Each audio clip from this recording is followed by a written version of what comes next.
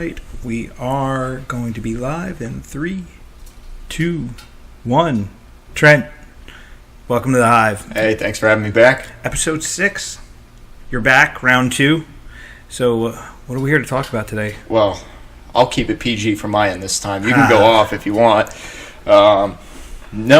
Before we talked the last time, that was a couple days before I went to Daytona for our first preseason test and our only preseason test before the Rolex 24 at Daytona. So what's a preseason test? Is that something where you're testing the cars, or is it an actual race that's a test? No, it's basically just sort of a warm-up after the winter break. It really doesn't count towards much.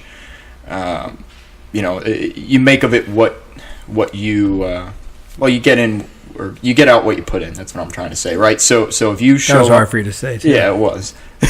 This is why I drive in circles for a living. So basically, it's sort of a winter warm up after. Hold on, we've got Carl. Carl's looking for the scale. In his drawers. Oh, thank you. We just found out that what underwear Carl wears. Yeah, great. Wonderful. The scale is over. I put it off to the side by the lockers, I believe. Because it was in the middle of the water. Yeah, so just a quick backstory on how my day's been going. So I got a text message this afternoon going, yeah, I don't think I can work out. And I was like, why? And they're saying because the gym is flooded. So we got a lot of snow last week, and there's about 12 feet of snow, 12 feet high, probably about the same wide at the back of the building, and we are now finding out that there is a crack in the foundation of the building that is leaking directly into our facility.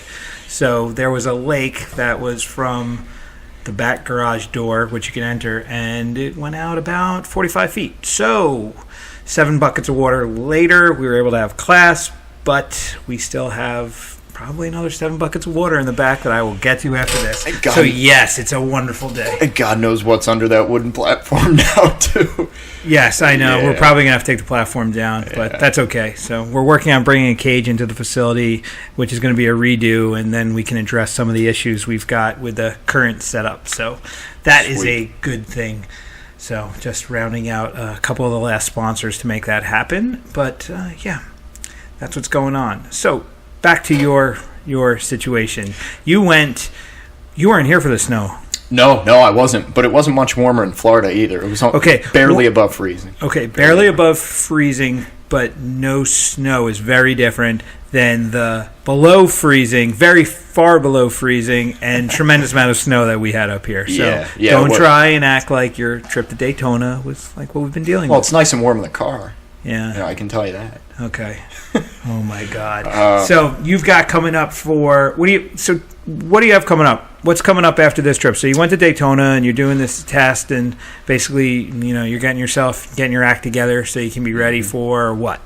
So at the end of the month, my week for the Rolex 24 at Daytona, which basically is the season opener for the IMSA WeatherTech Sports Car Championship. What's a season? How long? Well, for us, it's from January to October. Okay. So it's pretty long. Everything's pretty spaced out, too, especially the first 3 races of the year. And the first 2 races of the year are major endurance events. So you have the Rolex 24 Hours of Daytona, which I think it's like a 60th year, or we're approaching 60th year, somewhere in that region, but then the second race of the year is the 12 Hours of Sebring, which when you do a 24-hour race, how many drivers? In our car specifically, we got 4. There are some cars that'll have 5. There are some cars that'll have 3. Do you have rules that you're only allowed to drive so many hours? Yeah. So that's a safety condition. Yeah, I think in a 6-hour period, one driver can only run 3 hours, maybe a little bit more. But I think maximum 3 hours in a 6-hour period. Since we have 4 drivers in the car, we shouldn't have to worry about drive time issues. There's also a minimum drive time. So in order for the car to score points and for the particular driver to score points towards the overall season championship, I think the minimum drive time is like 2 hours, 45 minutes, 2.5 hours. Do you sleep? Something like that. Do you sleep in between? Yeah, you try to, but you're wired the whole time, man. I mean, you're on the pit box for the most part. I've having the wondered this radio one. on. You're trying to follow along with what's going on. Do they test you guys for anything? Do you have to take drug tests? Yeah. Since IMSA, International Motorsports Association, is fully owned and well, they are the sanctioning body, but fully owned by NASCAR, and NASCAR has got a very strict drug testing policy. What are they looking for in drug tests for drivers? That's my thing. So usually like illegal recreational drugs. Not because many. steroids, power is not a thing. No. Endurance. I don't know what steroid you could take that's going to give you endurance for driving a car. EPO, blood doping. I don't know. Yeah, but what's EPO going to? EPO is not going to keep you up longer. No, but I guess it's endurance. But they don't want a guy oxygen, behind. They don't want a guy doing cocaine so he can stay up. That's basically the speed idea. Or anything like that. That's basically the idea. Yeah. Have you ever seen anyone get busted for any kind of like amphetamines or anything? Luckily, no. But there have been some high-level drivers to get busted for like recreational cocaine use. I look at it, car racing. If you were doing something like that, it's the same problem I have with people in fighting that are doing performance enhancers. Because in fighting, if you're doing something that's a performance enhancer, you're physically hurting another human being. Mm-hmm. And then with car racing, if you're doing something that may keep you up but also may make you reckless, you're driving. How much does a car weigh? 1,500 kilos, 1,600 kilos. So okay. in English, like just around 3,000 pounds. So you have a 3,000-pound weapon that you're using, so you could really screw somebody up. Yeah, that's why I completely understand that. The more we talk, the more I get these weird. I don't understand the car racing world, and I'm trying to see what parallels between that. It's even hard. Car racing, it's a sport. It is, but it's. It's man and machine, right? That's where it. But there's a lot of sports that use things that augment it. But in terms of a physical skill, I'll tell you a funny one. My father brought this up once. We were talking about sports that have people you wouldn't realize would have athletes. You remember they used to do those Battle of the Stars? Well, you wouldn't. You're so young. But they used to do this Battle of the Stars thing on TV back in the day. This is probably the 80s. So, unless you were catching on Nick at Night with, like, the rewinds, I don't know. Maybe. But they used to do these Battles of the Stars, and they would take athletes from different sports, and they would take famous people, and they would do this mini-Olympics. And I forget the name of the driver, but they had one driver who kept winning all the events, and everyone couldn't believe it. He was outrunning runners, and he was outthrowing, the baseball player, the football player, and he was saying it's his focus and his coordination from driving. It actually is a physical skill. It's not just a mechanical thing. It's an actual physical skill. Yeah, it is. And it's no coincidence that the best drivers in the world are generally some extremely high-level athletes. Well, I know when we first connected, conditioning was a big part of your life, and probably still is a big part of your life. But at the time, you had very specific conditioning things. What do you focus on with conditioning that you think makes you a better driver? Is it the mental push plus the endurance, or is there something, a strength training? I don't know. Like, explain to me what you think the crossover of the gym side of it, not the kickboxing side of it, but pushing weight and doing cardio. I guess I'll say I train a bit differently than most drivers, just because I do focus a lot more on lifting, more specifically powerlifting and Olympic lifts. But why? Than a lot of drivers. I think explosiveness is important when you're in the car. Why? You've got to be quick with all of your movements, right? Not just pure aggression, not just trying to, like, for example, hitting a brake pedal. You might not think much of it, but that basically is like the difference between a good driver and a great driver, right? So it's understanding how to use it. Understanding how to use a brake pedal, how to hit it, how quick to hit it, how to bleed off. It's all a feel thing, right? But I think, at least my feeling is that not just conditioning, right? Because most drivers for training, they'll run, they'll do CrossFit, but mainly focused on like body weight movements, that sort of thing. A ton of drivers are into cycling. Does your physical weight matter in relation to the car? It does. It does. How much would you say, though? I'm not a big guy, but compared to drivers, I'm a pretty big guy. Right. Now, being heavier is not an advantage because the heavier you are, the slower the car? In GT racing, it's not that big of a deal because the cars still weigh so much to begin with. But it could, depending on who I'm driving with. If I'm driving with somebody who's 30 pounds lighter than me, yeah, there's going to be a difference in performance between him in the car and me in the car. Right? I might be able to drive around. How much of a difference issues. is that 30 pounds? That's what I'm curious. Oh, you'll feel it. But how much is it when you're putting the time on the clock? I mean, does it matter?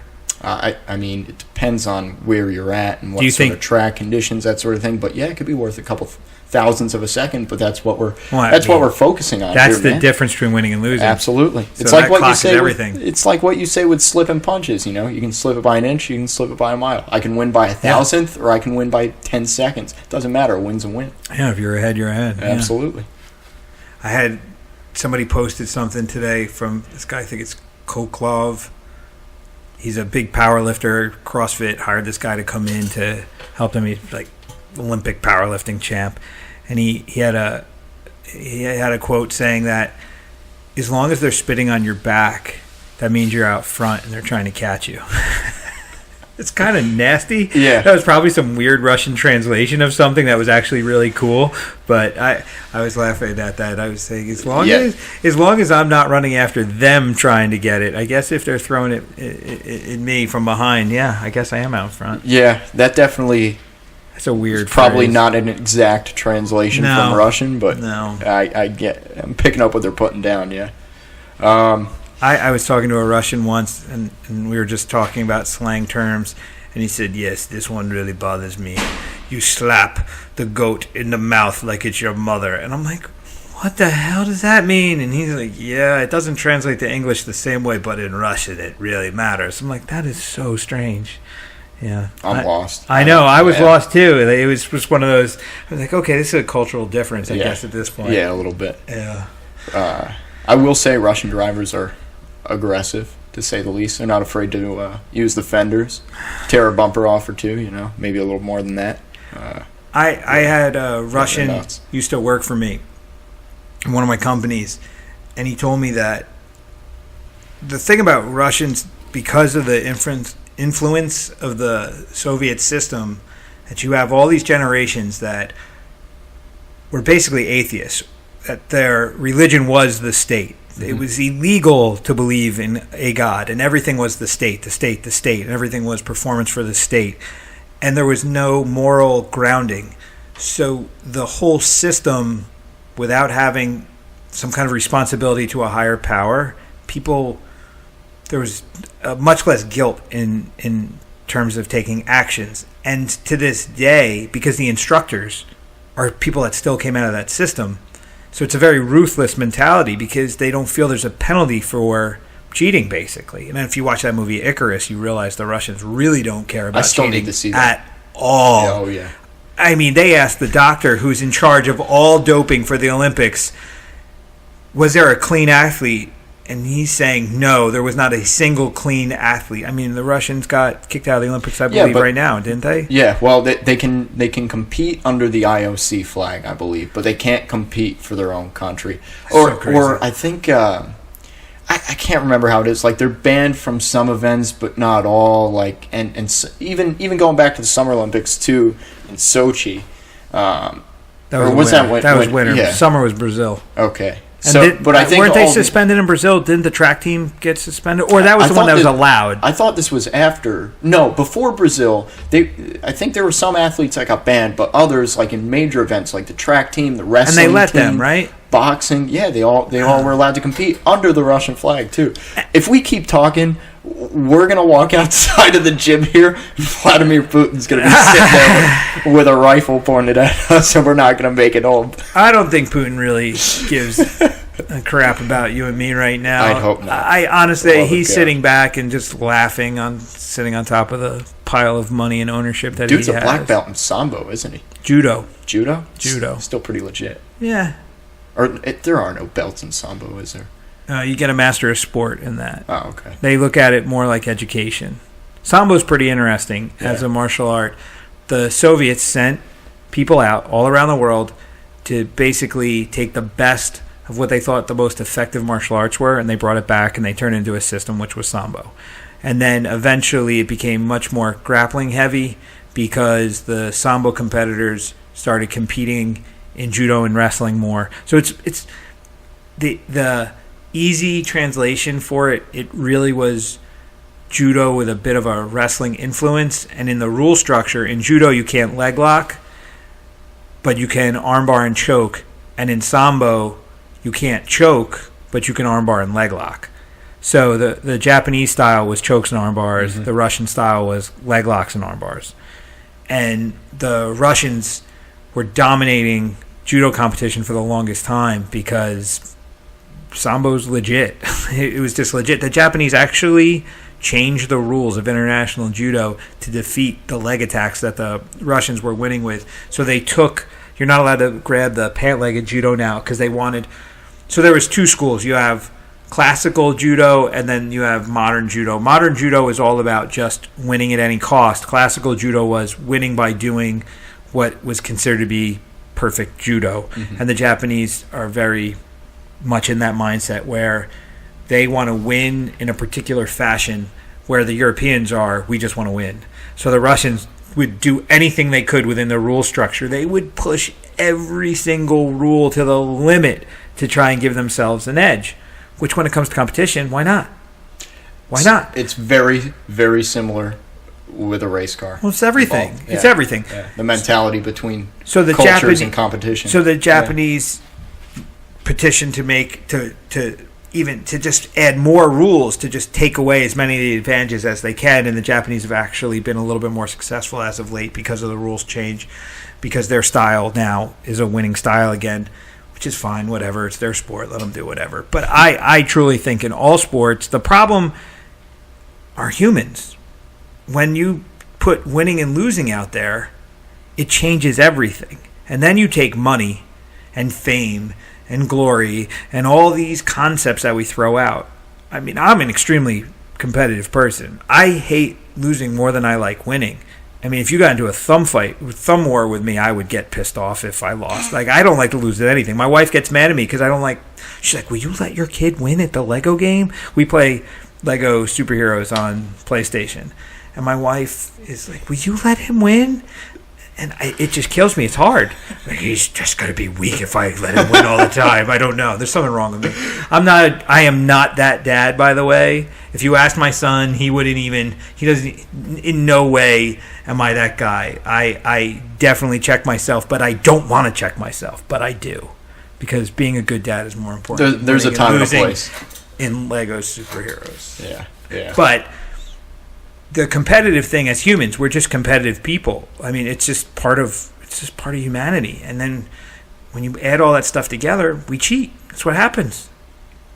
I mean, I laugh the most is if you look at the most financially successful things going in our society tend to be attached to shortcuts, distractions. I mean, that's all entertainment is. Entertainment is one big distraction. There's no education in that. There is to a degree, I guess. There are stories that are being told that maybe inspire and educate. But for the most part, it's the distraction. Yeah. That's all they do. Yeah. They want you to stay part of the herd and just watch the mainstream stuff and not really formulate your own opinion, whatever. I'm going deep on this. I don't know where I'm going, but wait a minute. But so you get this whole control thing. And yeah, it's really tough. It's tough. I don't know how you have pure sport.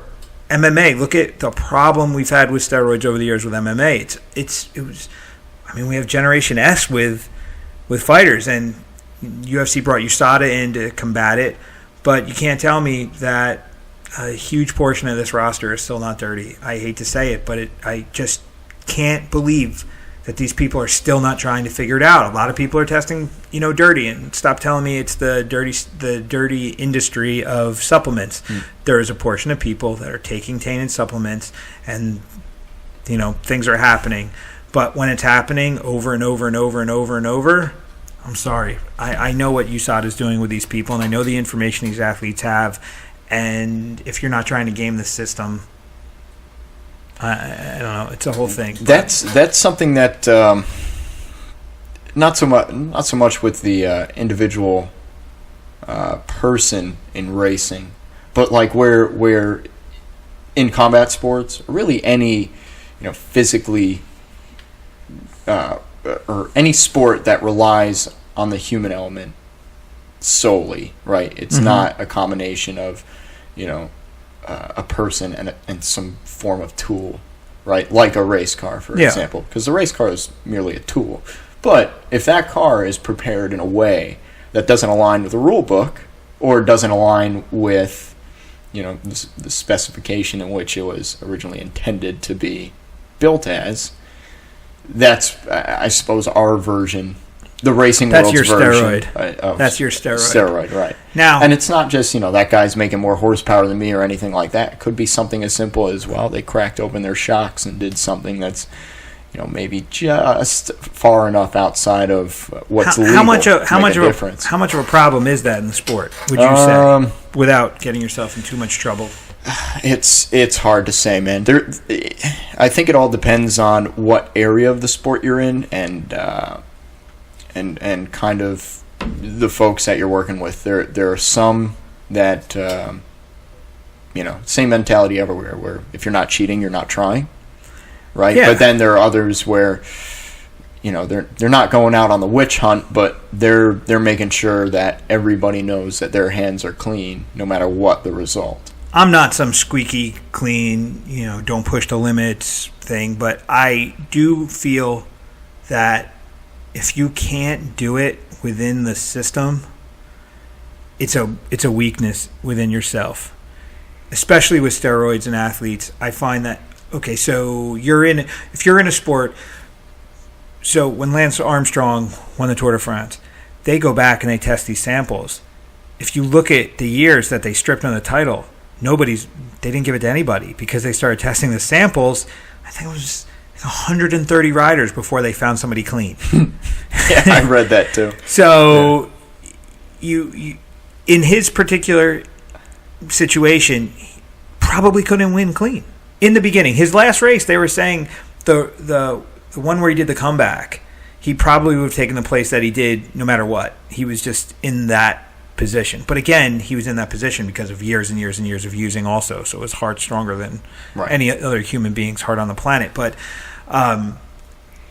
the fighting, when I have trained guys that I know were dirty.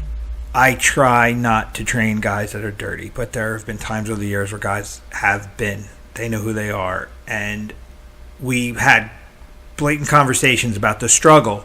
Because once you go down that path, you have that thought in the back of your head, I'm not going to be good enough without it. Mm-hmm. And then you're ruined. Yep. Because now you're just down the rabbit hole. Well, now it's a psychological war, isn't it? It's the psychological war. So when you get tired, it's because I'm not using. Yeah. Oh, I'm breaking down and not getting, I'm not recovering as quick. It's because I'm not using. Well, yeah, some of that is true, but more than anything, you're avoiding. Strength is as much dealing with adversity, having the ability to shoulder the pain and continue. That is strength. Strength is not, I can lift 300 pounds. Strength is, I can lift 300 pounds when I'm dead ass tired and everything hurts. That is the strongest dude in the room. And in fighting, the guy that can suck up the most pain and keep going is the guy that, forget about just being good. At the elite levels, and it's got to be the same thing for you racing.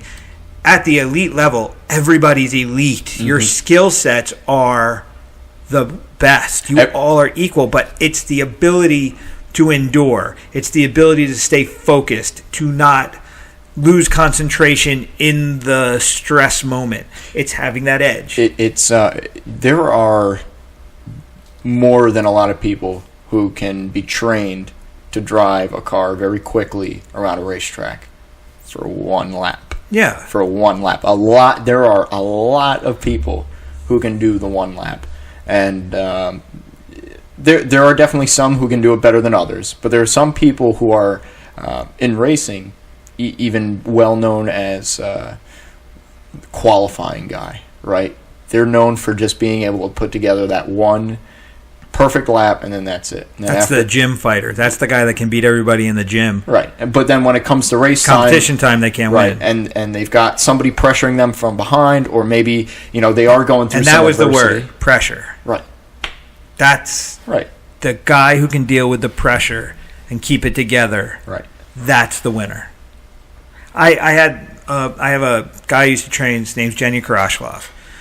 Genya was the least skilled person I think I've ever put in competition. He may be listening to this. Yes, Genya, you are probably one of the most least skilled people I've ever worked with. But the reason I let this kid fight was because no matter what happened, he never stopped looking for a way to win. Mm-hmm. It was ridiculous. I probably the hungriest person for a win I've ever worked with. We stopped training when he was a teenager. He had some personal issues, and then he straightened him out, and now he's in the military, and he's doing really well. He's married, he has kids, and I consider him to be a success story over the years because we had a bit of a chaotic time training together, and then he had some really big personal problems, and he got into a little bit of trouble with the law, and the military became his only real option, and he took it, and then he discovered himself, and I'll never forget, we were at a point where if we saw each other in the street, we probably would fight. When that's the bad terms we left on. It was not good. He said some things he shouldn't have said, and he did some things he shouldn't have done, and I called him out on it, and he didn't like it, and it was bad. And then he sent me an email. And he's been in the military for like 2 years, I think, at this point. He sent me an email, and he goes, I didn't really understand what it is you were trying to do until I went through boot camp. And he said, while everyone else was getting either butthurt or quitting or whatever because somebody was coming down hard on him, he was prepared. Mm-hmm. Because I came down so hard on him about everything. He looked at everything he was going through as a joke. He said that training with our group just prepared him for adversity, and that's what got him through and gave him the ability to thrive. And he's in special forces. He's not in regular military. He's in special forces. He's doing some crazy things right now, and he's one of these guys on the tip of the sword.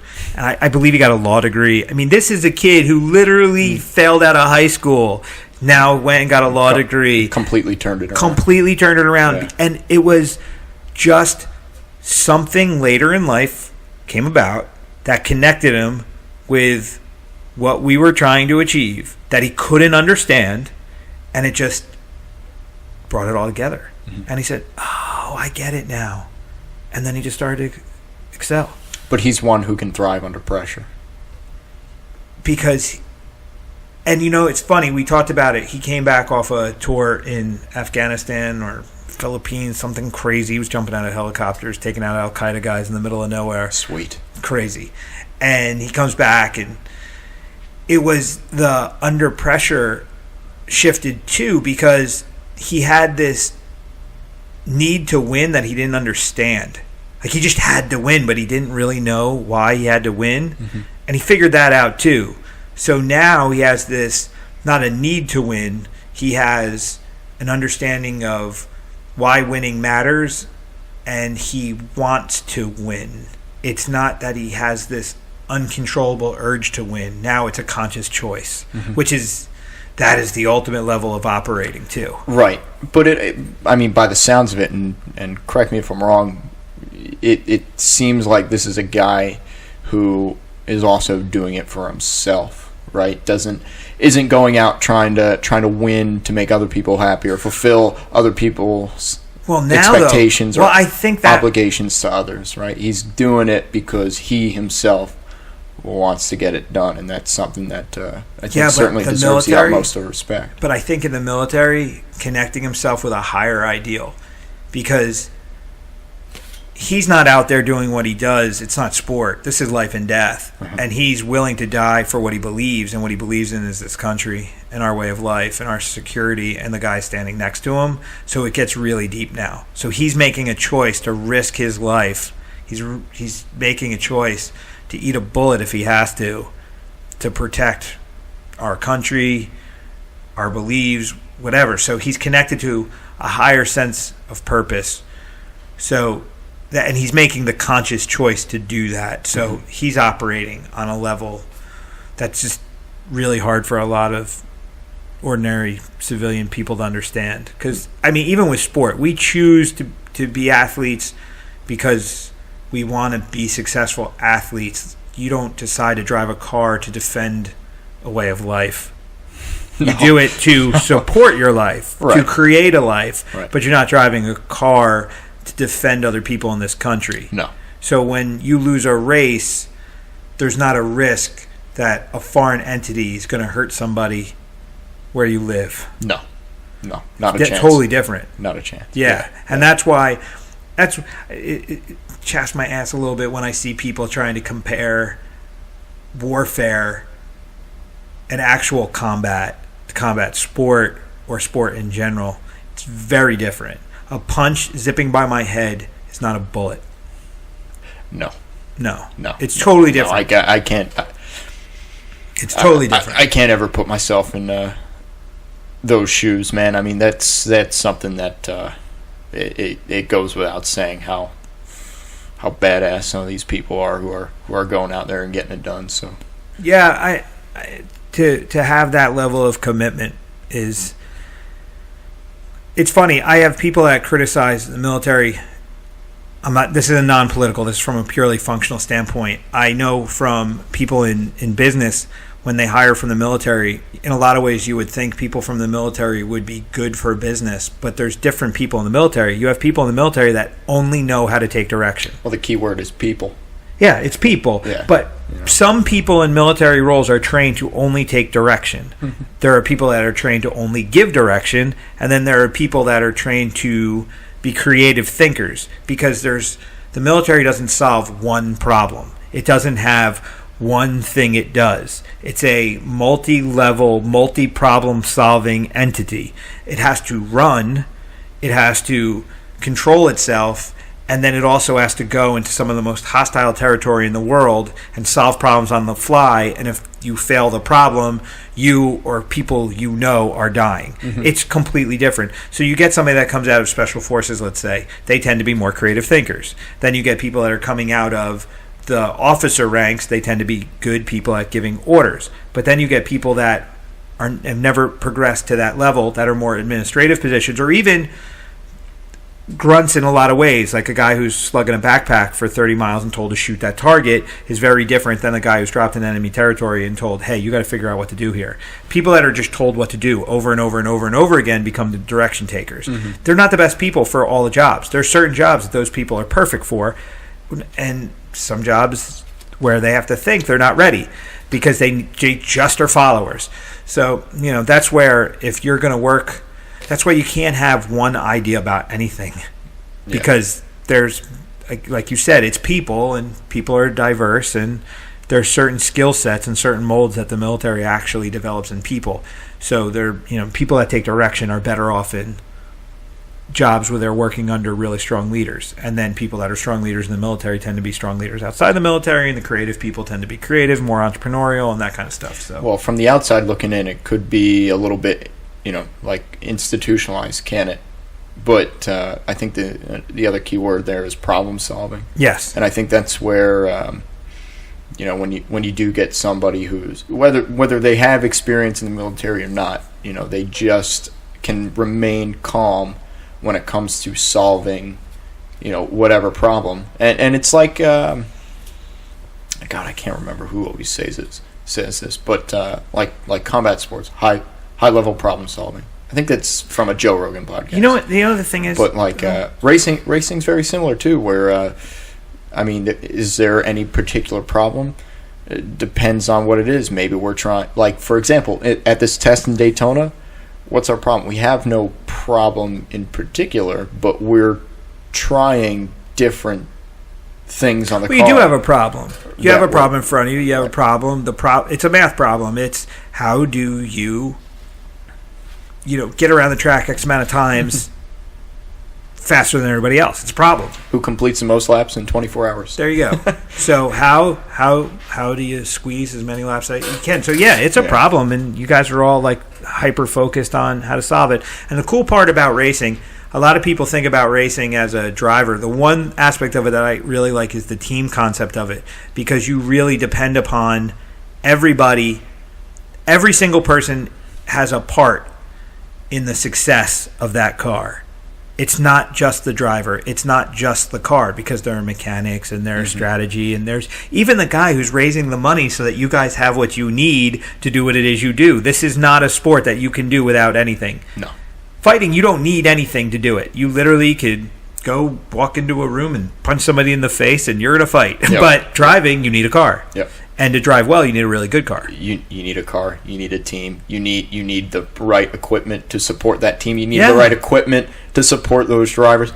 And you need money to make sure that the drivers live a comfortable enough life so they're not worn out and they can actually focus and they can give 100% to what they do. Are you calling us a bunch of prima donnas? No, not at all. I actually am not. I honestly, one of the things that drives me the most nuts about sport in general is that the needs of the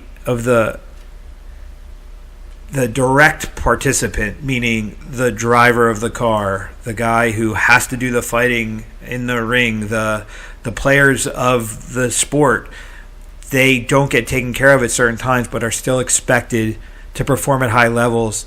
And there comes this weird time where in the beginning everything's just hard because you're learning and you really are not worth the full investment yet because you haven't proven yourself, but you still are worth an investment because you have to invest to make that mature and see what happens. Yep. But then you get that weird middle point where you really are good now. Your skill set really is good, but you're still not getting the support you need to be able to fully, push yourself to that next level. And what decides that you're going to get it or not, in a lot of ways, that's where the weird politics of everything come into play. That's when the who you know, how you can figure it out comes in. It doesn't matter if you're a fighter or whatever. Carl Roberson fights out of here. He's in the UFC. People think he's loaded now. I'm not going to say, we've probably talked about what he made. I'm not going to do it right now, but he didn't make enough money to be considered. If this is the only fight that he got for the year, he would be making under minimum wage. He needs to fight multiple times a year, right? And he's still a blue-collar worker until he gets higher up in the ranks. But even though he's got the talent to be... He has a talent. He could fight. He could compete with anybody in the top 10. Yeah, one of those guys who can fight once a year and support himself for the next 5. Yes. There's still a pecking order, and you still have to work your way up. And you have to work your way up, and you have to make the relationships, and you have to do the right thing. So absolutely, that's one of the things that's really hard. But there are a lot of guys that get ground down by it, and I don't see a lot of people helping these guys get through these times. They kind of say, because again, in sports where there's not a lot of money, everybody's just trying to get theirs.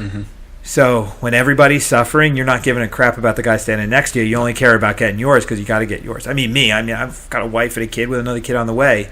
My primary focus in life has to be taking care of my family. And as long as I can take care of my family, I'll take care of everybody else who needs to be taken care of. I'm good. But my primary focus, I have to take care of my family. And if I can't take care of my family to a level that I'm comfortable with, how the hell am I going to take care of you and your family? I can't. Right. I can't. I have obligations. So that's that balance between athlete and coach, but also the industry has to address that too, because the coaching side of it, I'm not asking for anything. I'm good. I can take care of myself, but at the same time, I think that the industry itself needs to address the idea of how do we find a balance so everybody does get taken care of better so that we can perform better. Because at the end of the day, the better we all do our jobs, the better the overall sport is, the more longevity it has, the higher the performance is. It's just better. So it's crazy. We're sitting here talking about racing, talking about fighting, talking about all that stuff. I do business outside of sport. I have other ventures that I work with, and I have other businesses that I help. Same conversation. Same conversation. Yep. It's the same. Well, that's why there's so many parallels between sport and business life or just everyday life too, right? Every CEO that I know reads sports books. Yeah. Because or they were athletes when they were younger people as well, weren't they? My father was an extremely successful football player. It's crazy. I went to lunch right before Christmas. I went to Baja Fresh to get lunch, and I'm standing in line, and this guy goes, "Brian." I turn around. I hadn't seen this guy in 20-something years. And I go, oh my God, Phil. It was this guy, Phil Yelovich. And I haven't talked to him forever. And he was like, Brian Wright, oh my God, how you doing? And I'm like, good. And he's like, how's your dad? And I'm like, he's good. And I'm like, man, blah, blah, blah. And immediately, he just goes right into, your dad saw something in me. He believed in me. And I wouldn't be sitting here today if it wasn't for your dad. And it didn't really dawn on me. We talked for about 20 minutes. But he wouldn't stop going back to my dad and my dad's influence on him. And for me, I don't talk to a lot of people that have worked with my father. But a lot of things started to click. And I even said it to Phil. I was like, yeah, my dad's a team builder, I guess. He's like, yeah, the one thing with your dad is he always brought people together, and you never understood why it was those people, but he saw something in them, and then he brought them together, got them to work well, and we're all successful. 20 years ago, my dad saw something in a group. There were like 4 or 5 guys in particular, and they're all really well off now. Mm-hmm. And when I say well off, not rolling in dough. One of them made a lot of money, but more than anything, families, homes. They don't have a lot of the personal problems that I see in other situations. Right. It was just really stable guys that created a way of life that they could live forever. The modern American dream. Yeah, if you want to call it that. And I just like the bell went off of me with the sport aspect of my father. My father grew up in a house where my grandfather was a super elite coach. I mean, he was a backfield coach for the Giants. Super elite coach. Screwed up human being. I don't care if anyone hears it. My grandfather had a lot of problems. But when it came to people in certain areas, he knew how to bring them together. And I guess my father picked that up. And then I look at a lot of the choices that I've made, and I'm not emulating my father in any way. I do believe there's some transference in the genetic side of it too. It's I see things in my son. I'm like, I've never talked about this. I don't know how the hell he's behaving the way he's behaving. Like, he's never seen me do this. He's never heard me talk about it. He's doing exactly what I did when I was his age. This is blowing my mind. But so there was just this thing. My father, I just recognized he was always a coach, and it didn't matter if he was in sport or when he transitioned to business. He built teams. He built successful teams to solve problems in a way that got the victory appropriate to the context of what they were in. Mm-hmm. It's pretty cool. And I recognize that. That literally just happened this Christmas. I saw that. And that guy, running that guy, it just made me understand. It just made me understand some things about my dad I didn't understand before to the same degree. And that was interesting. So that was, it's funny when it comes to parents. At times you feel like you got to let more go than you have to learn, but this is one of those things where learning about my dad's experience with other people made me understand my experience with him differently. Right. So I just where areas that we didn't connect in the same way, to see that he connected with other people, it's just different scenarios. Well, but it was interesting. It was just very interesting. A little bit of a perspective shift, isn't it? Yeah, absolutely. Yeah. I haven't even talked to him about it. Yeah. It was just one of those ones. And yeah, so literally run into that guy. It was kind of like, whoa. You know what? Maybe I did get a bit of this. So I've been very fortunate over the course, at least earlier on in my car racing career, to work with some really phenomenal coaches and guys who help not just connect me with the right people, but also help me become a better driver, better guy behind the wheel as well. And a lot of them would say very similar, if not the exact same things that my dad would say. My dad's, he never raced, apart from building and racing his own flat-bottom skiffs back in the day, he never, ever put a car around a racetrack. Never had any prior experience to this, but for whatever reason, he's a guy who's got an unbelievable ability to observe and absorb what he observes and be able to communicate what he observes. I think that's a very important part, and that's something that I think I'm fortunate enough to have from him is the communication aspect. But that's the best thing a coach can do. I mean, forget about teaching you a skill. In the beginning, there's coaches. I even know this with coaches. There are some coaches that are really good with people in the beginning in terms of teaching them the basics of things. They're really good at communicating in a way that's going to help you learn. Mm-hmm. But once you've absorbed it, you've internalized it, and now you're applying it, the best high-level coach is not somebody that's giving you more than that outside view, because you're not remembering it as it's actually happening, the way it went down. No. You're translating that through your stress pressure brain. And they're sitting on the outside actually watching how it all lines up. And they're saying to you, hey, you may feel like you're doing this, but you're actually doing that. So I need you to do this instead, because that's what you need to do to win. And you know that, and I'm just reminding you. Yeah. That's that thing. And that's why if your dad has the ability to see that and to translate that in a way that you can accept, man, that's great. Well, here's the interesting part. So he would see the same things, be able to communicate in a way that I'd totally understand. The exact same things that some of these coaches or team members would see. But maybe it's just because the relationship between father and son, there's always going to be, emotions in there as well. Absolutely. Right? You don't absorb it the same not at all. way. One other thing I was going to ask you, too, because you actually brought it up from the observation perspective. Have you ever gone back and watched some of your fights? Let's say no matter what the result is, somebody was there with a camera filming your fight, or it was as I've seen my fights, right? So you've went back and watched them, yes, from an objective point of view on, hey, maybe this is what I can improve. It's a process before I can be objective. It takes a couple times, because the first time, no matter what, I'm horrified at what I'm watching. Right. The first time I'm like, what did I do? What was I thinking? Oh my God, I'm the worst. Like, I'm garbage. This is ridiculous. Yep.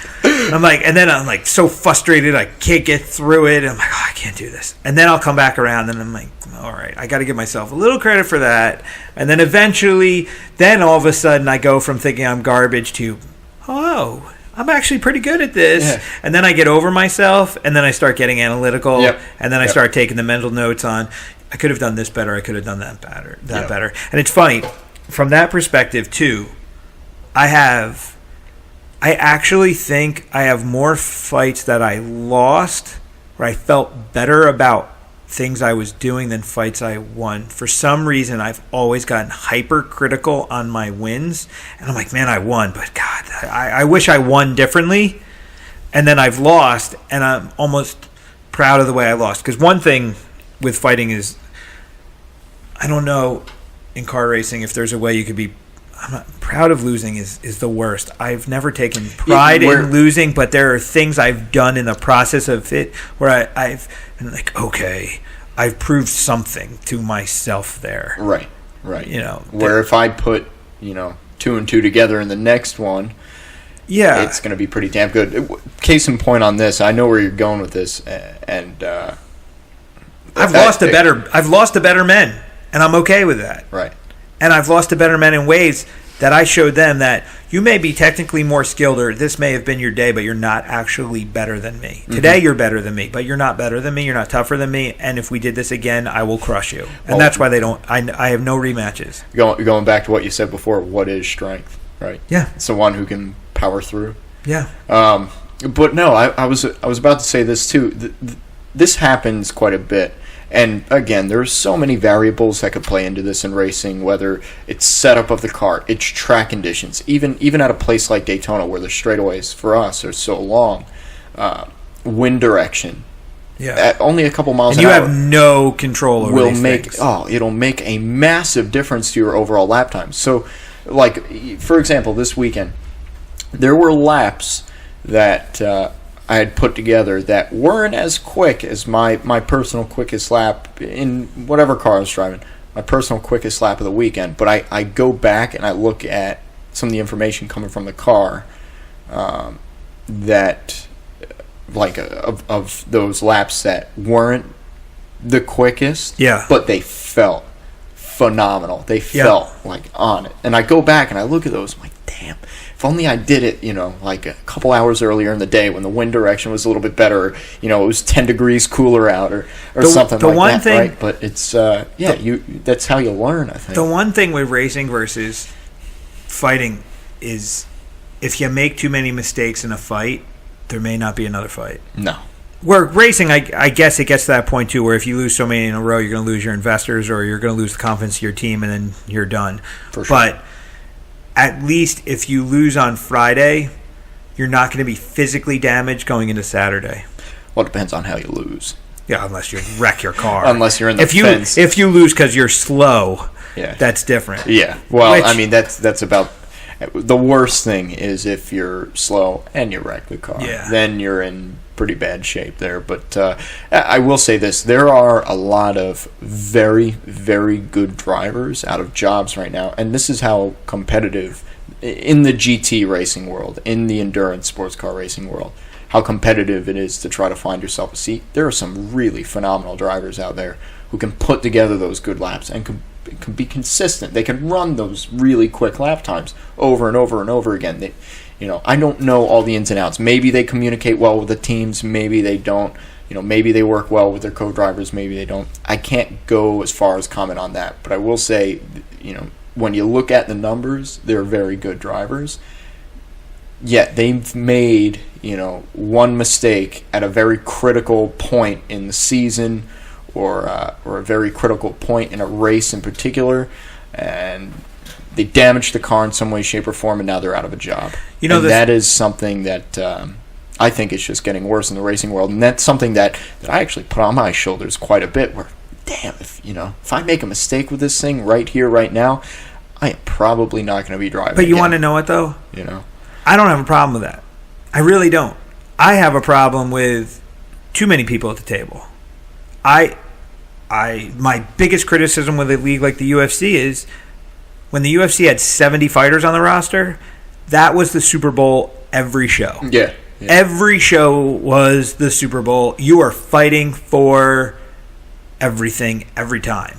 It didn't matter if you were fighting for the belt or not. You didn't know if you would get brought back because the table had only so many seats. Mm-hmm. And the level of competition, it was special that way. I'm not saying it's not special. It's still the elite league. Having 550 athletes on roster now is a lot different than when it had 70, but also you have to take into account there's probably 5 million active fighters on the planet right now, so that 550 is still the elite of the elite, but there are a lot of guys in the UFC that are questionable about being there. And hey, it's fine that it's questionable. Still smack me around, but it's questionable, but that question has to be answered, and if it's answered a positive way, they'll stay. If it's not, they'll go, and the next guy will be brought in. So I love that it's tough to get somewhere, because it makes you really strive to be better. If it was easy to get to, the sport would suffer. Well, it also right, I'd certainly agree with that. The show wouldn't be that good. But it is sad when you see a really high-caliber person that should be there, but for whatever reason, the perception of that person makes it impossible for them to break through. Perception, or I mean, even in the case of fighting, right? Injuries, something like that. Or saying the wrong thing at the wrong time. Wow. Right, there is some of that.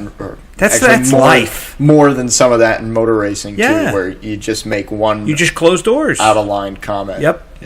He's not a team player, even though he said an off-the-cuff statement being taken out of context, which everyone's completely misunderstanding, and his apology comes across as hollow because perception became reality before he made the apology. I've seen this happen a million times in a million different things, and that's why I tell everybody, really be careful what you say. Oh, yeah.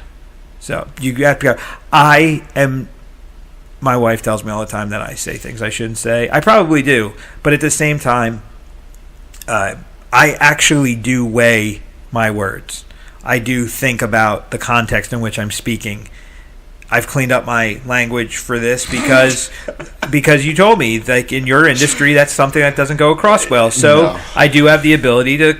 I will be myself within context, and I try to be as respectful as possible within my personal belief system. Let's put it that way. So Yeah, but I think there are also times, too, where people need a little bit of a taste of reality, because at the end of the day... And that's where my belief system comes into play. Right. Because if I'm saying something real, I don't have a problem with it. Yeah. It's the being mean just to be mean garbage that is not necessary, or throwing stones just to throw stones, or asking to be protected just because you think you should be. No one needs protection. We just have to respect each other. Mm-hmm. You don't need protection. Yeah. And if you really believe in the things you believe in, who cares what anybody else says? If you can't hear a dissenting opinion, I have no use for you. Yeah, and I have don't know. no use for you. That's one thing that's pretty good about racing. Most people have thick skin and can get away with hearing stuff that they don't want to hear. But for the most part, yeah, I think... well, this is where you can get into talking about us snowflake millennials, right? Yeah, I need my coloring books in my safe space because you criticize me about my performance. I am the one person. I defend millennials constantly. I work with people that... yeah, because you got to work with them. No, it's not that. I honestly... I think what millennials get labeled as is the same thing every generation. Every younger generation is labeled the same way by an older generation over and over and over and over. And now that I'm getting older, I'm understanding it more. I'm not old. I'm going to be 44 in March. I'm not going to be 100, but I'm going to be 44. And there really is a huge difference in understanding the world between 44 and 34. 34 and 24. 24 and 14. 14 and 4. Like, these decades do matter. So at 44, the one thing I can do, because now, when I was 34, a 50-year-old wouldn't listen to me. But at 44, a 50-year-old will listen to me. Mm-hmm. And when I listen to what 50-plus people say, I have a different appreciation for it because I'm getting older now. When I was 34, didn't have a lot of respect for what people would say at times, or I didn't have empathy for where people were coming from. Where now I'm getting older. I have a little bit more empathy for the position of the person in the 50s and 60s, where they're coming from. I don't agree, but I have empathy for it. I understand that you're trying to protect yourself against the younger generation that's going to take your spot. But when you have a 65-year-old that doesn't want to give up their spot in the world to the same person they once were, I laugh. I'm looking at him going, well, when you were 25, what did you do? You're trying to stop every 25-year-old from being who you were. Right. You turned out okay. Why are you not going to allow them to? It's the cycle of life, isn't it? Yeah. Professional life. And just to note, this is where I am unbelievably lucky to be working with one team in particular this year, Mike Shank Racing, in the Acura NSX GT3. Shameless plug there. No, but I'm working with 3 drivers who have been established for a long time now. I'm the youngest one on the team in this car by a lot. Just in our particular car. We have one other car on the team that are, or I shouldn't say we, they have one other car on the team that has a little bit more use to it. But really, the car that I'm in, there are a group of drivers who are in their early and mid-30s, all phenomenal with what they do. But they're not looking down on a guy like me who's kind of the new kid coming in. They're not being disrespectful. They're not withholding information. They're totally open book. They're gracious about everything, and they're doing the best they can to try to bring me along, to eventually be in their position at some point when I'm their age. And as a young guy coming into this and relatively new to this level of racing, that is like, I couldn't be any more lucky. That is so rare. I am so lucky to be working with you're these. You're lucky with that, and I actually would be curious. This is something that I would possibly want to understand even deeper, just for my curiosity. I mean, maybe have a conversation with them about... Racing drivers have egos, yes. But just talk to these guys about how what is allowing them to bring you on, having a conversation like that, and then bring it back and let us know. Because I'm when I find people that are like-minded that way, that are open to the idea of people being allowed to have a place at the table in a non-threatening way, that is talk about strength, the gritty side of it, shouldering the reality that you're getting older, shouldering the reality that you will be replaced at some point, that is, when you talk about cycles of life, you will be eaten by time. And there will always be somebody else taking your place, no matter what. And the process of that happening, I guess, is where we start looking at our mortality. And that's why somebody, you get somebody like, the 65-year-old who doesn't want to allow the 25-year-old, because that 65-year-old is saying, okay, now it might be my time that I have to step away. But they may not want to step away, so they're, putting a tantrum up about it. Well, but it is what it is. I don't think I'm a threat to their jobs by any means, but I think they maybe identify with where they were at when they were 22 years old, and maybe see what the conditions are like of trying to make something happen in the racing world, at least in 2017, 2018, because it has gotten more difficult. So maybe they see a little bit of that, but it's unbelievably rare to have 4 people in one car who are just all focused on the same task. They're willing to be totally open book, share all the information they need to share. If one person is a little bit down, they're going to they're all going to team up and do everything they can to bring that person up. But you have an agreement then. You have an agreement that winning is the focus. Right, because if one of us doesn't do well... It's a team win. Right. It's not you winning. Exactly. If one of us doesn't do well, the whole team doesn't do well. So that's another thing. But along with that, I think... I'm sure in the back of their mind, they know, hey, at some point, the career is going to shift. But I mean, they're all still young enough to where they've got plenty of time. They don't really need to worry about that. But their focus, have time, though, too. Right? Their focus is in the present, and their focus is not how are we going to win the Rolex 24 at the end of the month. Not how am I going to set the fastest lap time, of the day or of the weekend. It's, okay, how are we going to take this car on this particular lap and make the most of it, and then come into the pit lane, communicate with the engineers and mechanics and try to make this thing a bit better. They're taking it lap by lap, corner by corner. Their focus is right in the moment. I used to do I used to do like crazy endurance running, like really long running. I used to go and run for hours. Like it was nuts. Mm-hmm. I would do this in the mountains. I used to go to Colorado and I would run the mountains, and I would run through the mountains up in Vail, Colorado. I would go for a 3.5-4 hour run in the mountains. Yeah, I can't do that. How do you do that? But how do you do that? You do it one step at a time, and that is it.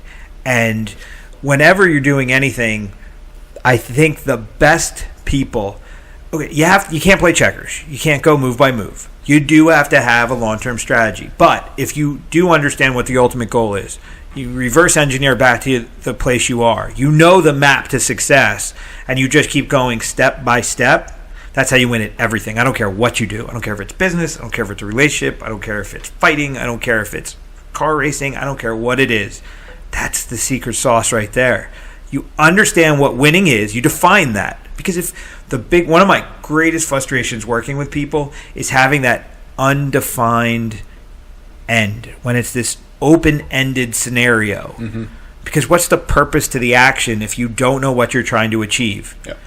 So there's this guy, he's got a school, he's always saying, train, just train. That's like their motto. And I'm like, that is the worst motto ever. What are you training for? What are you training for? I would rather have train with a purpose than just train. I guess if you don't know what you want, it's better to train than to not train. But you have to have an understanding that the sooner you can figure out what winning means to you, the closer you're going to get to some place that's going to matter. Mm-hmm. Because when you're living with purpose, you function completely different. Having goals and structure and all that, that's where winning gets done. Well, I mean, I think you got to, at least in that guy's motto there, I think you got to redefine the slogan, because, training implies that there is an end goal, right? And there is a roadmap to where you want to go and what you're going to do, right? You're training for something.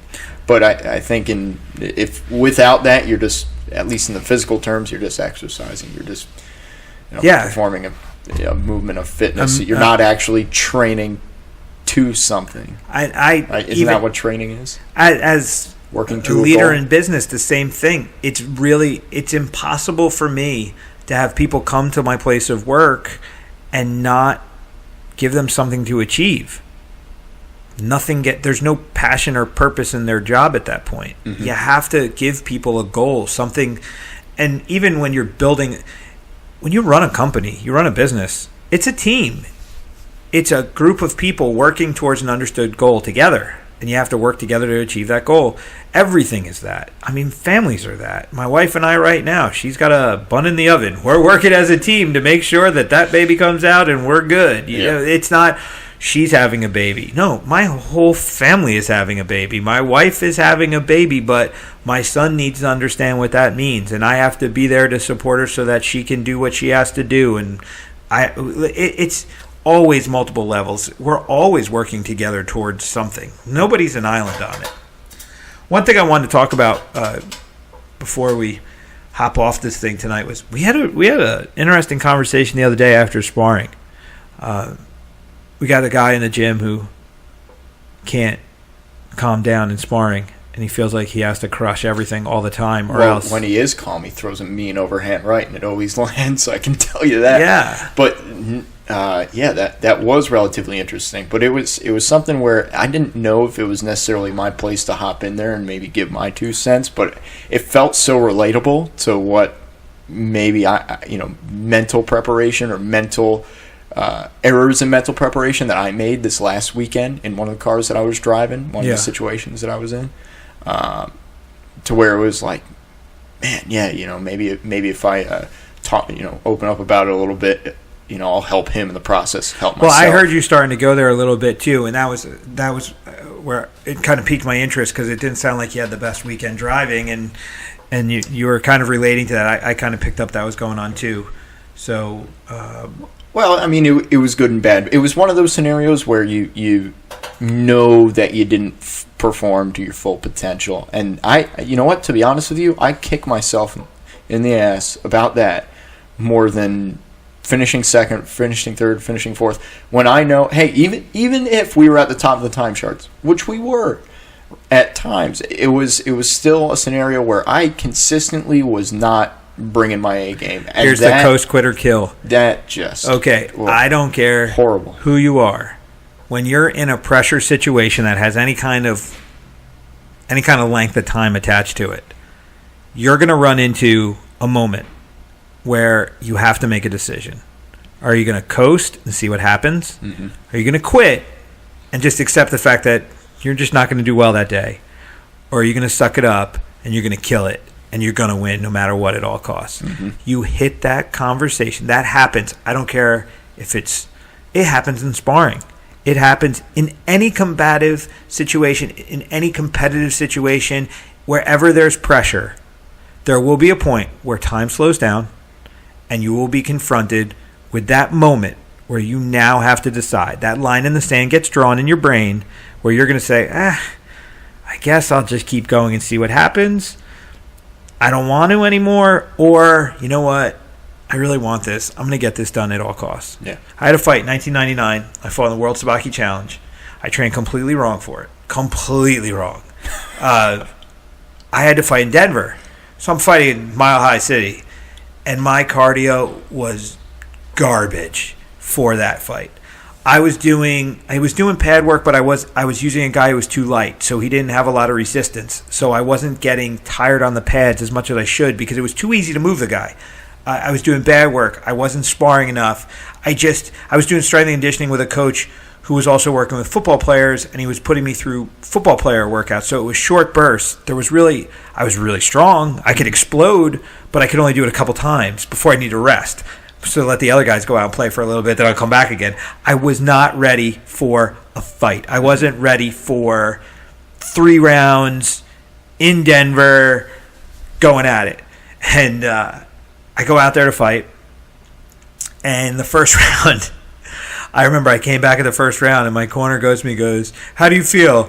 I said, "I really don't feel that good." He punched me in the face.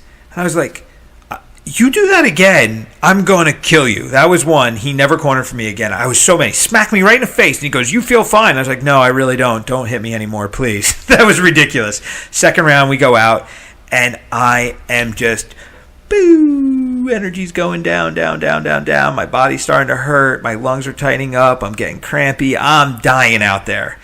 And I came back. I couldn't even hear the guy talking to me in the second round. It was like wah, wah, wah. I thought it was a Charlie Brown cartoon. And then I go back for the third round, and I'll never forget. I'm fighting, and the referee goes, there's a minute left. And the first thought I had was, oh my God, a whole minute? I have to survive that long? It was like, you say a minute, right? Mm-hmm. Minute's nothing.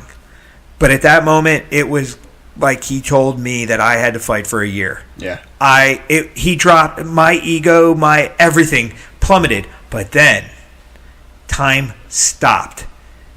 And I'll never forget, I said, I sure trained wrong for this, but I trained really hard for this. And there is no way that I am not trying to kill this guy for the next minute.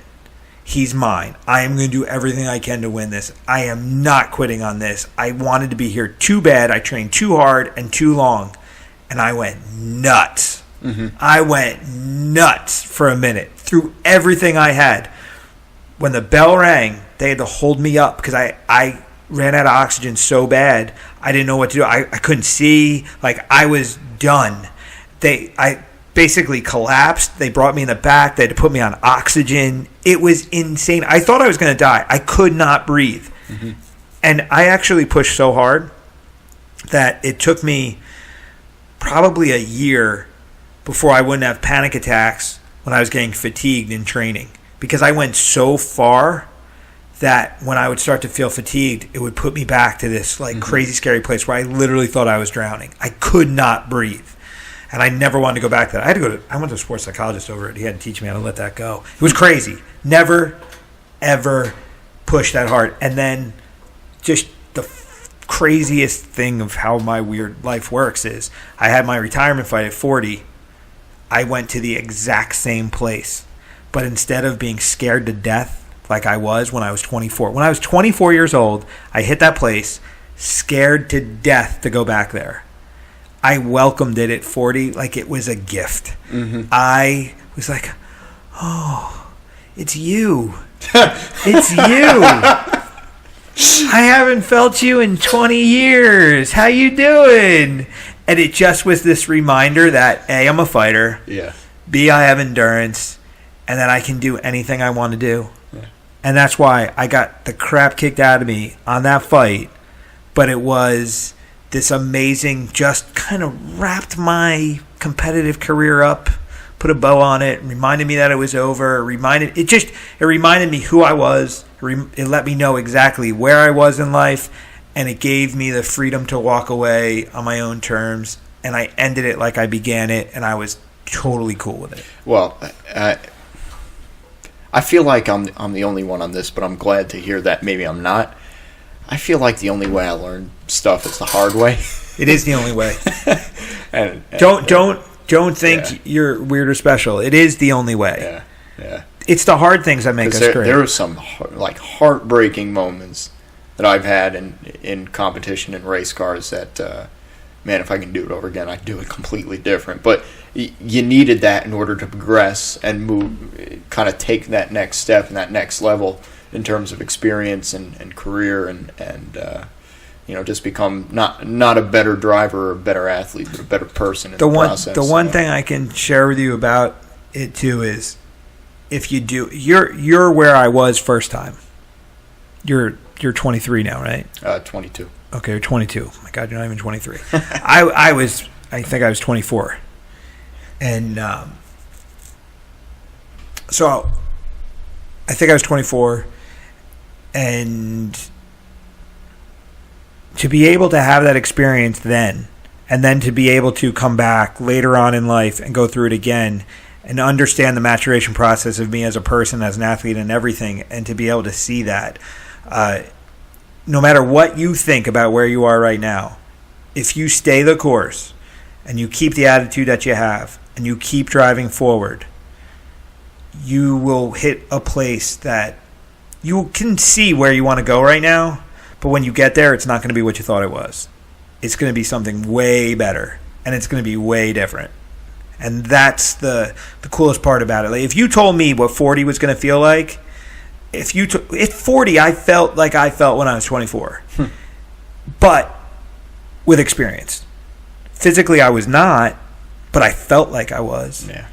But the experience, you can't replace that. That 20 years of experience attached to that sense of understanding of myself physically and everything, it was just to be able to juxtapose the two positions really made me understand where I was in life. And that's why I think staying the course and having the longevity and not giving in and being that thing you know you were supposed to be will give you the ability to look back one of these days. In 10 years, you're going to look back and you're going to be surprised where you are. And you probably in your 30s, you'll be a little weird about it. But when you get to your 40s, if you're still in the game the way you intended, or not the way you intended, but you're still in the game because you've had the endurance to do it, it's just a sense of accomplishment that I can't really explain to someone that's 22 years old. Yeah. I mean, on my 20th anniversary this year in this gym, 2018. I opened my first school in 1998.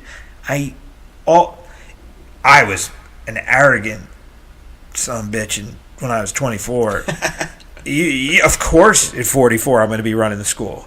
But I can't tell you how many times I've doubted that over the years. Yeah. At 24, you think you're going to live forever and do it forever, and you're going to be the biggest, the baddest, the best. I never thought I'd be sitting here at 44 talking to you. You know what I mean? Yeah. But I'm here. I'm doing what I do, and it's half the things I'm doing now didn't even exist in 1998. The UFC as it is didn't exist. MMA was NHB, and like it's this crazy shift in the world. But for me, I look at 20 years doing this. My God, that's crazy. But I also look at it now. And I don't have when I was 24, I had an arrogance to say, sure. Now I have an audacity to say, at 64, I do expect to continue doing this. Yeah. Because the first 20 years have given me the knowledge, the appreciation, the empathy, the humility, everything I need. My toolbox is full. So I can do this another 20 years. But I'm sure you'll still learn more over the next 20 years. I'll never... Yeah, you'll never stop. But that's where the empathy and the humility and whatnot... And honestly, goes back to what we were saying about the older generation not supporting the younger generation. The second I got over that and understanding my value, that's when everything changed for me. Mm-hmm. Because when I was 34... you would have scared me. If you were 22 when I was 34, you would have scared me because you were threatening to me. Mm-hmm. Because I wasn't secure enough in what I was doing because I didn't have enough experience as a person to appreciate the experience I was having as a coach and an athlete yet. But now I kind of get more of it. Again, also, I'm married, I have kids. When I was 34, I had just met my wife. Now she's my wife. And having a family, having children, putting things in real perspective, there's just so many things that make it all make sense, which then reopen the door. When you're 34, you don't want to be a beginner. You're fighting to get respect. But when you're 44, you realize you're never not a beginner. Even with your experience, there's so much out there. Yeah. And in 2018, it's different too because the speed in which the world's changing is a completely different thing. Right, but the way we can also access even more information on any given topic at any given time. In 1998, I didn't have a phone that I literally, like in this conversation, anything we don't know, I can refer to my phone and I can find it out. That's what I'm saying, where now it's like this, yes, the monumental amount of information we have in front of us, just... all of us should be humble and be crushed. Our egos need to be crushed, and we need to be open to the amount of data that actually exists out there. Mm-hmm. It's totally different. And if you don't think that there's data that can make you better, constantly being pumped into the system, you're nuts. I don't care what you do. Okay. When I was 24, I had to pay the rent at the gym. But when I started, I didn't have any students. So I had to still figure out how to pay that monthly nut. So I was selling videotapes. So I would buy videotapes in Chinatown of full contact karate and kickboxing fights. I found this place in Chinatown. And then I bootlegged them. And I sell them on eBay. And that's how I paid my rent for the first year and a half. Right. I paid my rent for my house and the rent for my gym by selling bootleg videotapes. Then it became DVDs. But then YouTube had it all, and I couldn't sell it anymore. Because now every single fight that I used to sell, I can watch on YouTube right now for free. Yeah. My VHS tape collection of fights is literally for free on YouTube now. My thousands of dollars that I spent on tapes, all free on YouTube. Right. So it's crazy. Just look at that right there. But think about how much the current medium is going to change in the next 20 years, right?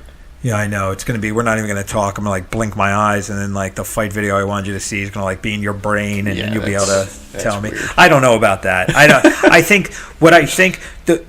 Here's the one thing. Racing will absolutely embrace augmented reality. Absolutely. You will be in an augmented reality environment. You have to be, because technology is going to allow you to go faster and push the limits farther. But the one thing about fighting, technology will help us train better. But at the end of the day, it's still going to be human on human. Yeah. Or else it's not fighting. Yeah. Yeah. Then you have no sport. It's not going to be legal for us to, be cyborgs. We're still going to have to fight mano a mano. That'd be pretty cool. Rather than steroids, you got a bionic arm. I was thinking more of some weird implant that makes us speed up or see things differently or whatever. Hey, Jerome LeBanner is practically a cyborg. The guy's got a metal rod in his forearm from Ernesto who's shattering it. And it was hard for him. They didn't know if they were going to let him fight at first because he has this steel rod in his forearm and somebody kicked it and hurt their arm. But he actually fought in his comeback fight. So he fights Ernesto Hoost. Ernesto Hoost shatters his forearm. They put this big steel rod in it. His comeback fights this Russian kid whose name escapes me. He was a decent up-and-coming kickboxer. And he kicked LeBanner in the arm so hard that he bent the rod. And they had to take it out and put a new one in. Sweet. That's pretty nasty. Dude, that's awesome. We had this one guy here, Tom Rant. He was a wrestler from Rutgers who posted up in a practice. Is he an Ocean? He's a cop in Ocean. Yeah, okay. He used to train with us back in the day. And he posted up in wrestling in college, and he collapsed his arm, and now he has a steel ball and a bunch of wires and a reconstructed arm. And he couldn't fight because his elbow was literally a steel ball. So if you kicked him in the elbow, you'd shatter your foot. Or if he threw a punch and clipped you with it, could you imagine? What, through an elbow? Could you imagine he hit you with an elbow? Yeah, no. I mean, that's a cyborg right there. Yeah. That's some craziness. That's pretty sweet. Yeah, we skipped over a little bit, but the one thing we were talking about the other night, which I just want to wrap this up by going into it, because it was a really valuable conversation that we had, and it was the thing that we were kind of going on was, so we have a guy who's getting tense, can't calm down, is trying really, really hard to do something. So he's basically in sparring. He's trying to hit us because he has this feeling that he has to go hard. He has to push. He has to crush, destroy, whatever. He goes into I don't know. Red mist. Yes. I don't know. I'm agreeing with you, and I don't even know why I did because I have no idea what you're talking about. Red mist. What is that? Yeah, I don't know. I get that when I drive sometimes. Like this past weekend, for example, when everything's cool. I hope no one's listening. They're drug testing the hell out of you before the next race. Well, yeah, because we already mentioned it. Great. Hey, they're more than welcome to. Red mist, you're fine, kinda. Before you get in the car, you're already a little bit anxious, amped up. But then, at least for me, as soon as I put the helmet on, get in the car, and cinch the belts down, it's all kill all the time. Yeah. I am not gonna drive to the limits of the car. I'm not gonna let my body feel what the car is doing and make minor adjustments to that. I have one set way I'm going to do this, and that's it. And if the car can't handle it, I don't give a crap. I'm going to drive straight through it. And that's the worst mentality. Worst mentality you can have behind the wheel of a race car. You're going to kill yourself or somebody else. Well, it's not even that. You're just not going to go very fast. And in sparring, basically, you're going to get impaled on somebody else's counter technique because you're not actually sparring. You're fighting yourself at that point. And that's exactly what, at least I saw, was going on with... Yeah. I mean, he's not fighting... he's not fighting you. He's not sparring with you. He's fighting himself because he's got this this thing in him, that's this animal in him that's saying, you have to do this. And he's fighting that, trying to keep that down because he knows that's not the way to go. So that internal struggle puts him in a position where he really can't be effective. But the thing on that was when we start talking about it was the why concept. Yeah. Why? Well, and then the lack of confidence in the statement, the not even the lack of confidence. It always blows my mind when people start a conversation. Well, you may not believe. Okay, so you're talking about a pressure situation, and you're talking about a feeling that you've got, and you think you're the only one that feels that way, or you're the only one that's ever felt that way. That's what that statement says. You may not believe me, but okay, so you're saying that it's an unbelievable thing because you're the only one going through it, which is get rid of that. If there's somebody out there, there's a lot of somebodies out there that are going through what you're going through right now. Oh, yeah. And that's why I said when you're training, especially when you first start, and that feeling comes into your mind where I don't want to hold people back or I don't want to look stupid or whatever, just remember nobody in the room cares because they're going through their own issues. All were there. Everybody was there at one point, and you're going through your own stuff right now. Mm-hmm. These rounds are not easy. You're not worried about Jeremy feeling stupid. You're worried because your heart's hammering and you know there's 35 more seconds and I'm expecting you to throw 10 more kicks. Yeah. You're worried about your garbage. Mm-hmm. Forget about him. So you got to let go of that worrying about what people are going to think. And then you've got to accept the reality that we probably will understand what you're going to say because most of the people here have more experience than he does, that we will get it. Mm-hmm. But then you get into the next territory, which was, I feel this way. Okay, why are you doing that? Well, because I feel.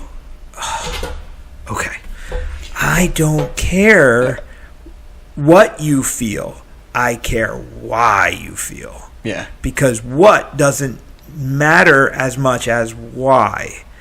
What is the thing that is making you feel this way? What's the root cause of the problem? Because here's the thing, too. Like, and at least for me, right, sparring's one of these things, and it's the same thing with driving. That's why I like sparring quite a bit, but it's one of those deals where if you show up, not necessarily indifferent, but just like, okay, it is what it is, you're calm and you're focused, and then as soon as you get in there, you're focused immediately on the task at hand. Yes. Right? That's kind of the point of it. You're free. You're not worrying about, crap, did I pay my credit card bill today or anything like that. You're worried about, damn, this guy's going to throw this punch.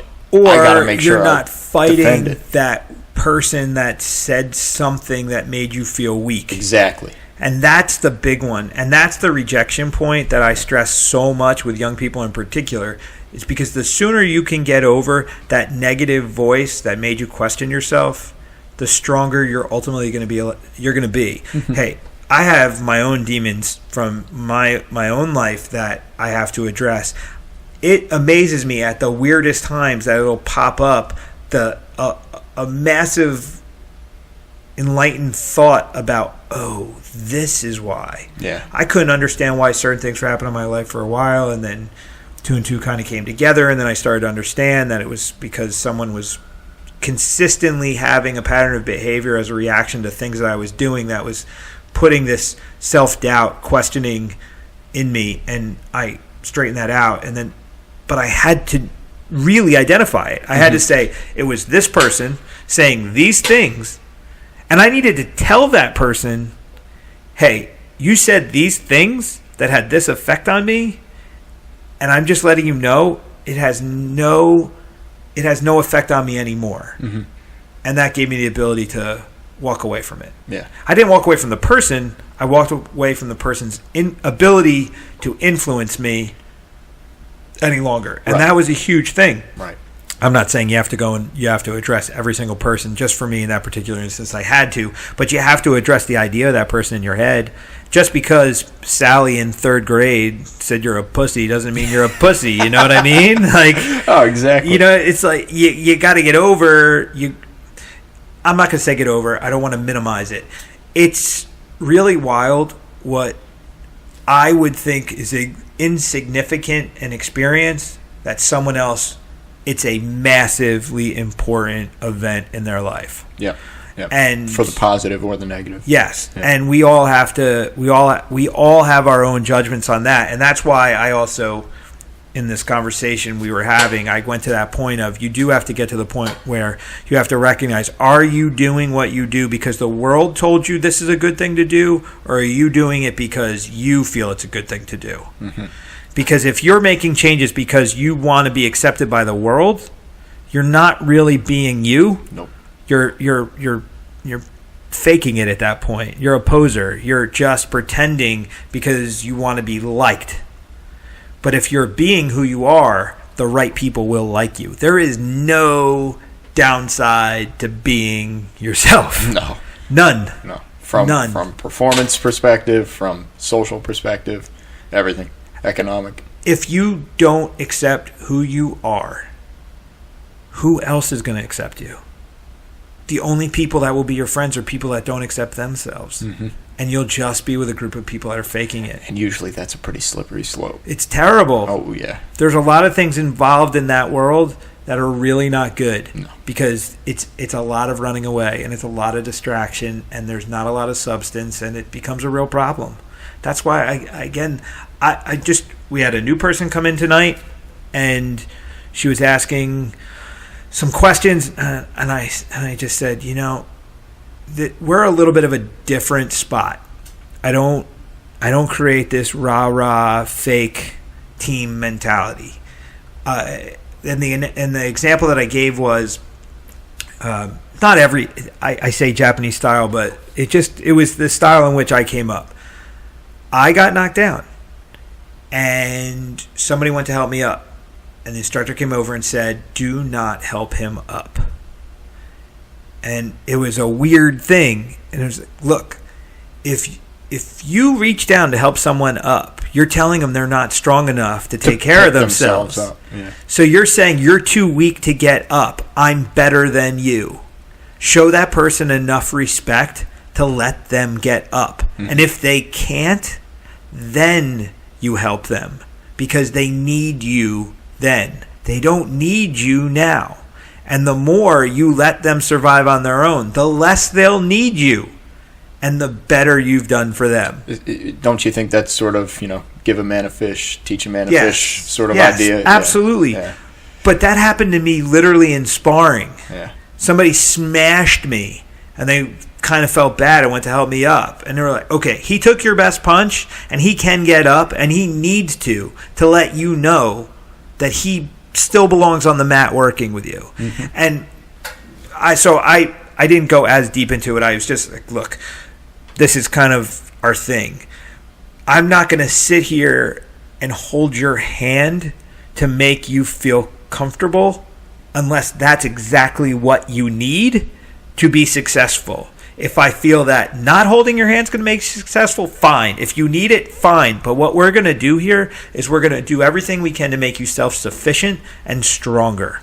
We're not going to make it so that you depend upon us to do things. We're going to make it so that by working together, so we work as a group towards individual goals. So when we leave here, we can achieve everything we want. Mm-hmm. This doesn't become the safe place where we can only be successful here. This becomes the legit training room, the anvil. We come and forge ourselves to be strong enough so we can go out and be successful. Being successful here means nothing. Proving yourself in the echo chamber means nothing. But going out into the world where it's a little bit more wild and proving your worth is everything. Mm-hmm. Being the guy who can beat up everybody in the room, fine. You're the world champion of Oakhurst. Jeez. Like going around the track with your friends who've never driven before may make you feel good, like, haha, I'm a better driver, but it doesn't mean you're world class. It just means you're kind of a bully. So, but being able to come here, get stronger, and then go out into go and be the best somewhere else, right. Okay. Apply those lessons learned and the experience gained. Yeah. That's what it's all about. And that's what the test is. That's what the evolution is. And that was really the thing. That's why you've got to let go of here, no one's worried about, we're we're not sitting around and judging unless you're judging. Nobody gives a crap, at least where you come from, what you're doing, that sort of thing. Competition's competition, and when you touch gloves and go, nothing else should really matter.